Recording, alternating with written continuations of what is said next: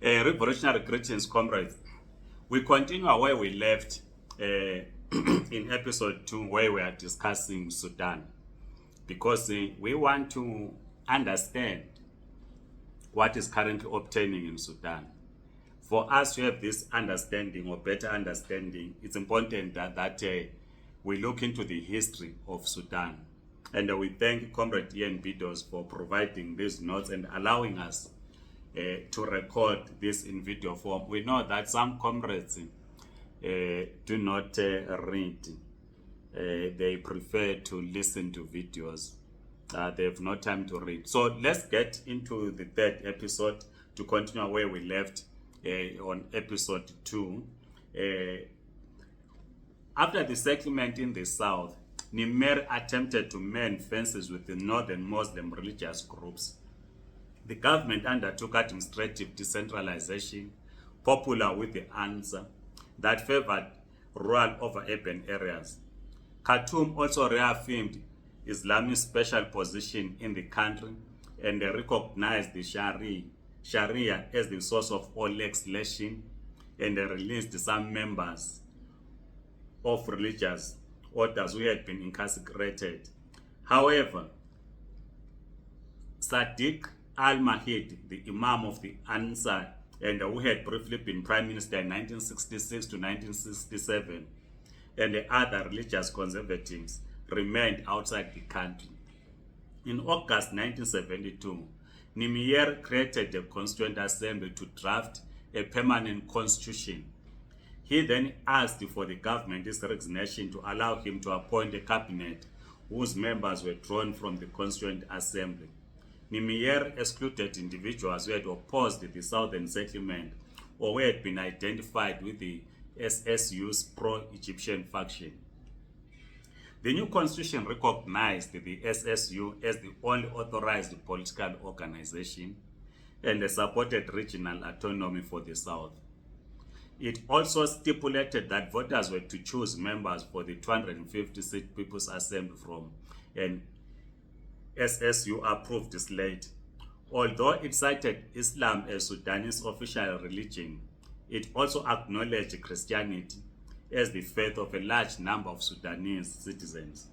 In May 1974, voters selected 125 members for the assembly. SSU-affiliated occupational and professional groups named 100, and the president appointed the remaining 25. Discontent with the Nimeiri's policies and the increased military role in government escalated as a result of food shortages and the southern settlement, which many Muslim conservatives regarded as surrender. There were coup attempts by Muslim conservatives in 1973, 1974, and 1976. In September 1974, Nimeiri responded to this unrest by declaring a state of emergency, purging the SSU and arresting large numbers of dissidents.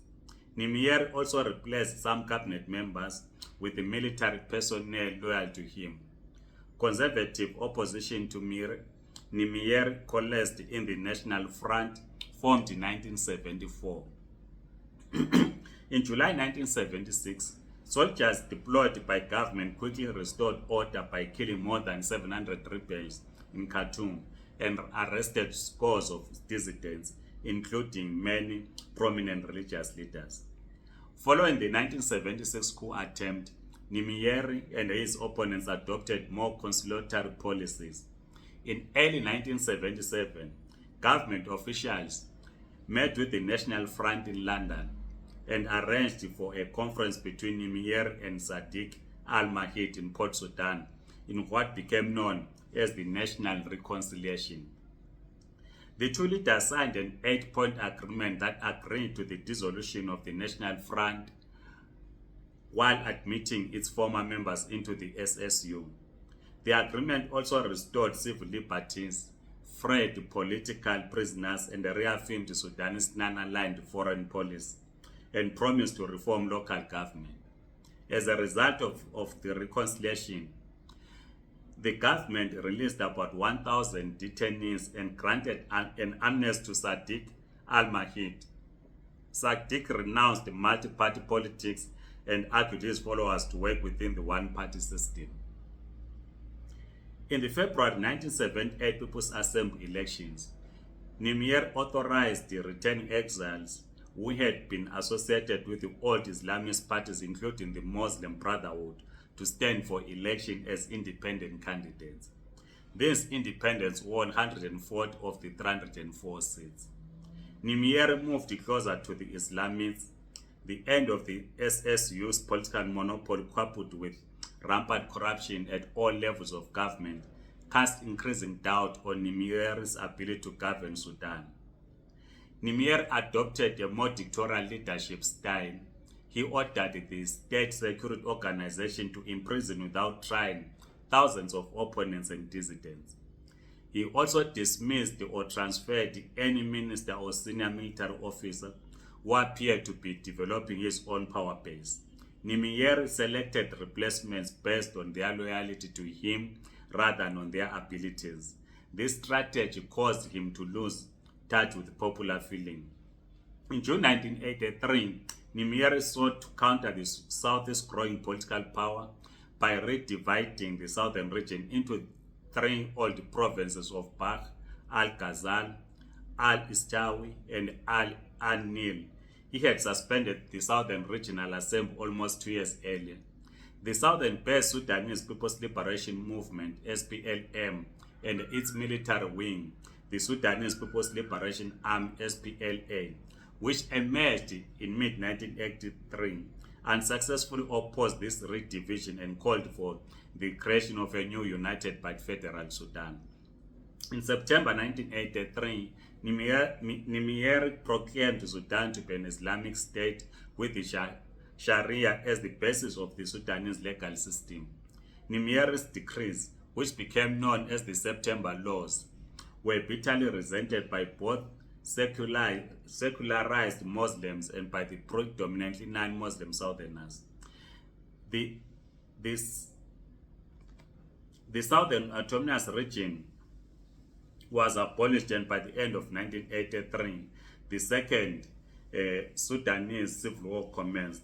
The discovery of oil in the border area between North and South played an important background role in this conflict. It should also be noted that the SPLM denounced this Sharia and the executions and amputations ordered by the religious courts. In early 1985, anti-government discontent resulted in a general strike in Khartoum. Demonstrators opposing rising food, petrol, and transport costs. The general strike paralyzed the country. Nimeiri, who was on a visit to the United States, was unable to suppress the rapidly growing demonstrations against his regime. A bloodless military coup led by his Minister of Defense, General Abdel Raham Swau al-Dahab, ousted him from power.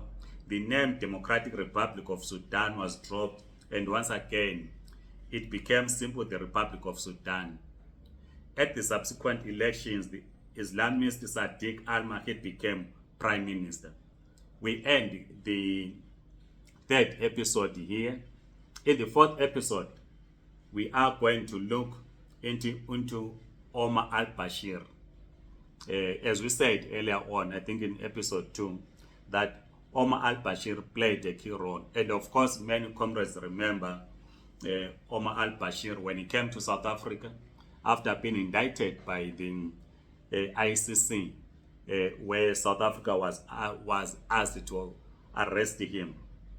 Where South Africa is facing similar issues when it comes to President Vladimir Putin of Russia, who has been indicted by the ICC, and South Africa has been asked to arrest him when he attends the BRICS summit. But we will at some point talk about that as we get closer to the BRICS summit.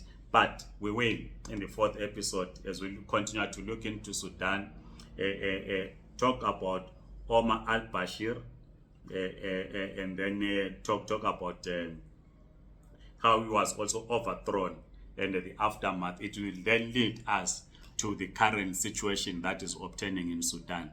Please like this video, circulate, please subscribe to this YouTube channel so that you do not miss any of our videos. Otherwise, red salute, Amandla comrades.